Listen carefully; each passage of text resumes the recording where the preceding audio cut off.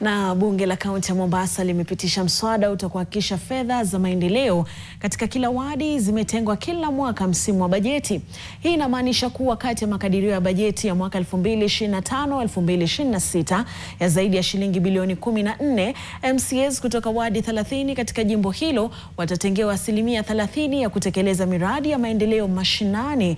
Na mswada huo ulipitishwa baada ya kurejeshwa bungeni na Gavana Abdul Somad aliyependekeza mabadiliko.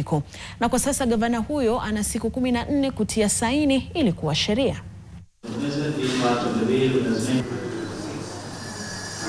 This time tumesema kwamba kama waheshimiwa tuone kwamba ile nafasi ya development ipewe uzito, kwa sababu challenge kubwa ya Mombasa County ni kwamba pesa nyingi zinaenda kwa wage bill. Tumeona kwa muda mrefu inakuwa ukitaka maendeleo kwako ni lazima uwe katika mrengo fulani ama uwe katika chama fulani, lakini sahihi tumeamua tukasema kwamba hatutaki iwe umepigiwa kura na UDA, iwe umekuja na independent, iwe umekuja na ODM. Tumesema hata kama umepigiwa kura na chama gani, lakini maendeleo ni lazima yawepo katika wodi yako, kwa sababu watu waliokuchagua ni watu wa Mombasa.